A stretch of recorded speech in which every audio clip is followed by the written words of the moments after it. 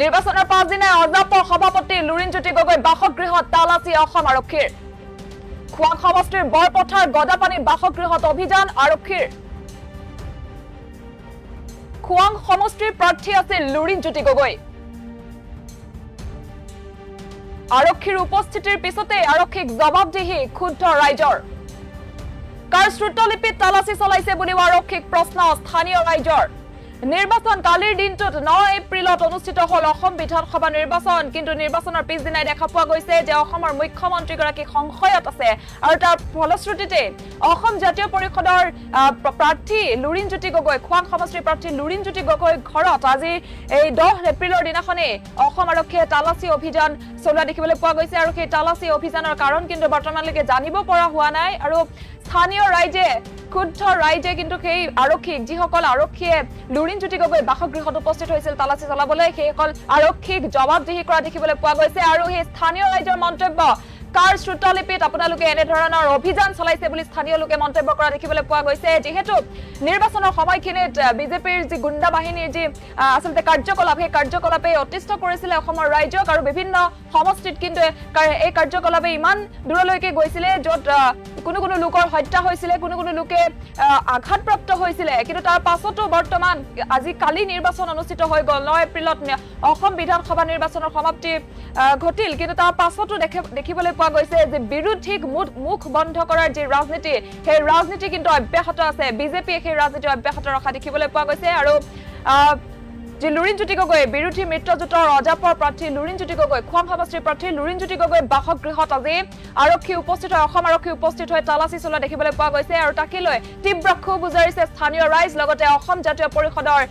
কৰ্মীসকলে আৰু আজি অসম জাতীয় পৰিষদৰ কৰ্মীসকলে এই সন্দৰ্ভত সংবাদমেল সম্বোধন কৰে আমি দ্বিতীয়খন প্লেটলৈ যাব বিচাৰিছো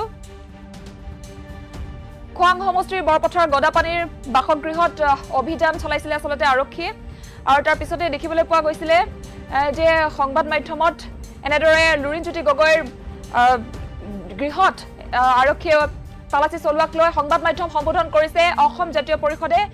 লুৰিণজ্যোতি গগৈ বাসগৃহত আৰক্ষীৰ তালাচী সন্দৰ্ভত সংবাদমেল অসম জাতীয় পৰিষদৰ বিজেপিক তীব্ৰ গৰিহণা অসম জাতীয় পৰিষদৰ কৰ্মীৰ বিএনএছৰ কোনো নিয়ম অনুসৰণ নকৰাকৈ আৰক্ষীয়ে তালাচী চলাইছে ঘৰৰ ভিতৰত গুণ্ডাগিৰি কৰা বিজেপিয়ে ঘৰৰ বাহিৰতো কৰিব পাৰিব আইন শৃংখলা পৰিস্থিতি বজাই ৰাখিবলৈ আৰক্ষীক দাবী অজাপৰ বিধায়ক চক্ৰধৰ গগৈকো তীব্ৰ সমালোচনা অসম জাতীয় পৰিষদৰ সমুদ্ৰ বৰুৱা নামৰ এজন অজাপ কৰ্মীক বিনা কাৰণত প্ৰহাৰৰ অভিযোগ লুৰিণজ্যোতি গগৈৰ বাসগৃহত তালাচী চলোৱাটো পূৰ্ব পৰিকল্পিত বুলি আখ্যা দলটোৰ অমৃত ৰঞ্জন বৰ্মনৰ বিৰুদ্ধে যদি কোনো ব্যৱস্থা নলয় অজাপ কৰ্মী ৰাজপথত নমাৰ হুংকাৰ অজাপই আজি সংবাদমেল সম্বোধন কৰি লুৰিণজ্যোতি গগৈ বাসগৃহত আৰক্ষীয়ে বিনা কাৰণত তালাচী চলোৱা সন্দৰ্ভত তেখেতসকলে কেইবাটাও দাবী উত্থাপন কৰে তীব্ৰ গৰিহণা দিয়ে বিজেপি কৰ্মীসকলক আৰু যিসকলে আচলতে এনে ধৰণৰ কাম কৰিছে আৰু যেহেতু এইটো এটা পূৰ্ব পৰিকল্পিত ঘটনা বুলি তেখেতে উল্লেখ কৰিছে অসম জাতীয় পৰিষদৰ কৰ্মীসকলে সংবাদমেল সম্বোধন কৰি উল্লেখ কৰিছে যে ই এক পূৰ্ব পৰিকল্পিত ঘটনা আৰু ইয়াত বিধায়ক চক্ৰধৰ গগৈৰ নামো সাঙুৰ খাই পৰিছে আৰু তেখেতসকলে দাবী উত্থাপন কৰিছে যে বিধায়ক চক্ৰধৰ গগৈক তেখেতসকলে তীব্ৰ সমালোচনা কৰা দেখিবলৈ পোৱা গৈছে তাৰ সমান্তৰালকৈ সমুদ্ৰ বৰুৱা নামৰ এজন অজাপ কৰ্মীক বিনা কাৰণত প্ৰহাৰ কৰাৰ অভিযোগ উত্থাপন কৰিছে সেই সংবাদমেলৰ জৰিয়তে লুৰিণজ্যোতি গগৈ বাসগৃহত তালাচী চলোৱাটো পূৰ্ব পৰিকল্পিত আছিল বুলি আখ্যা দিছে অসম জাতীয় পৰিষদৰ এই সংবাদমেল সম্বোধন কৰি অমৃত ৰঞ্জন বৰ্মনৰ বিৰুদ্ধে তেখেতসকলে সৰব হৈ পৰা দেখিবলৈ পোৱা গৈছে আৰু এই সকল ব্যক্তিৰ ওপৰত বৰ্তমান আৰক্ষীয়ে কি ব্যৱস্থা ল'ব তাৰ ওপৰত তেখেতসকলে সকীয়াই দিছে এই সকল ব্যক্তিক আটক কৰিবলৈ তেখেতসকলে আচলতে সকীয়াই দিছে তেখেতসকলে দাবী উত্থাপন কৰিছে যিহেতু আজিৰ দিনটো দেখা পোৱা গৈছিলে যে বিৰোধী মিত্ৰজোঁটৰ প্ৰাৰ্থী লুৰিণজ্যোতি গগৈৰ বাসগৃহত এনেদৰে আৰক্ষীয়ে তালাচী চলাইছিলে আৰু তাৰ পাছতে পৰিস্থিতি উত্তপ্ত হৈ পৰিছিলে স্থানীয় ৰাইজে ক্ষুব্ধ জনতা আৰু তাৰ সমান্তৰালকৈ অসম জাতীয় পৰিষদৰ কৰ্মীসকলেও আচলতে তীব্ৰ ক্ষোভ প্ৰকাশ কৰিছিলে তেখেতসকলে আৰক্ষীক জবাবদিহি কৰা দেখিবলৈ পোৱা গৈছিলে আৰু তাৰ পাছতে অসম জাতীয় পৰিষদে এখন সংবাদমেল সম্বোধন কৰি কেইবাটাও বিস্ফোৰক তথ্য উত্থাপন কৰিছিলে আজি এই সংবাদমেলত কি মন্তব্য উত্থাপন কৰিছিলে আমি আপোনালোকক শুনাব বিচাৰিছো অতি দুৰ্ভাগ্য গগৈ যিটো ঘৰত থাকে সেই ঘৰটোত কোনো অনুমতি নোহোৱাকৈ কোনো ধৰণৰ তেওঁলোকে চাৰ্জ নটিচ নিদিয়াকৈ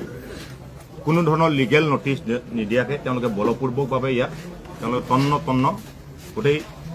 ঘৰৰ কোঠাবিলাকত তেওঁলোকে চাৰ্চ কৰে। আটাইতকৈ দুৰ্ভাগ্যজনক এইটো কথা যে কি কাৰণে আহিছিলে আমি গম নাপালোঁ। আমি সুধিছিলোঁ তেওঁলোকক কি কেছত আপোনালোকে আহিছে, কি কাৰণে আহিছে। ইয়াত 2 ঘণ্টা ধৰি প্ৰায় 30-40টা পুলিচ তেওঁলোকে ইয়াত ৰৈ আছিল গেটৰ সন্মুখত, আৰু কিছু সংখ্যক গেটৰ ভিতৰত সোমাই আছিল। আমাৰ মানুহে বাধা দিবলৈ চেষ্টা কৰিছিল যে আপোনালোকে প্ৰথম আমাক জনাই লওক কি কেছত আহিছে। কোনো ধৰণৰ কেছৰ কথা তেওঁলোকে জনোৱা নাই। তাৰপিছত আমি সুধোঁ তেতে কাৰোবাক বিচাৰি আহিছে যে আপোনালোকে বিচাৰি লওক, কোনোবা ল'ৰা এটাক বিচাৰি অহা কথা কৈ আছে, যে কেছটো আমাক দেখাওক আৰু ল'ৰাটো বিচাৰক। আমাৰ মানুহ তেতিয়া ইয়াত 15-20 জন মানুহ আছে। আমি বিচাৰিব ক'লোঁ, বিচাৰিব কওঁতে তেওঁলোকে ওপৰৱালা কোনোবা আহি আছে বুলি কৈছে। কোন ওপৰৱালা আহিছে আমি ৰখি আছোঁ যে আপোনালোকে ইয়াত থকাটো উচিত হোৱা নাই, কাৰণ গোটেই আমাৰ সমৰ্থকে মানে গম পাইছে যে ইয়াত পুলিচ কিয় আহিছে, মানুহ আহি আছে, গতিকে ল এণ্ড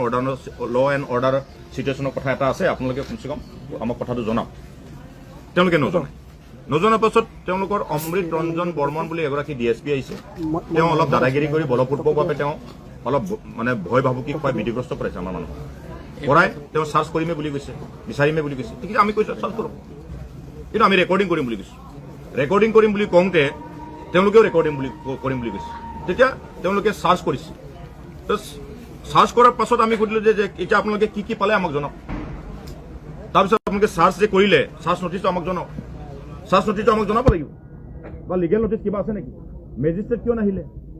আমি সুধিলোঁ। সোধাৰ পাছত তেওঁলোকে একো জনাব নোৱাৰিলে। তাই নিজে তেওঁলোকে ভয় খালে। ভয় খাই তেওঁ পলাব বিচাৰোঁতে আমি ৰখালোঁ যে আপোনালোকে অলপ ৰখি লওক, আমাক কথাটো পাতিব দিয়ক, কথাটো পাতি লওঁ। তেওঁলোকে কথা নাপাতে। এতিয়া আপোনালোকৰ লগত আমাৰ কথা পাতিবলৈ গ'লে বলপূৰ্বকভাৱে আমাৰ মানুহক একদম ঠেলা হেঁচা কৰি তেওঁলোকে একদম বলপূৰ্বকভাৱে তেওঁলোকে পলাইছে। গতিকে আমি গম পাইছোঁ যে লুৰিণজ্যোতি গগৈক খোৱাং সমষ্টিত তেওঁলোকে জিকিব বুলি বিজেপিয়ে ভীতিগ্ৰস্ত হৈছে, ভয় খাইছে, শংকিত হৈছে। সেইকাৰণে হতাগ্ৰস্ত হৈ যোৱাকালি ইয়াৰ প্ৰাক্তন বিধায়কগৰাকী চক্ৰধৰ গগৈয়ে কেনেকৈ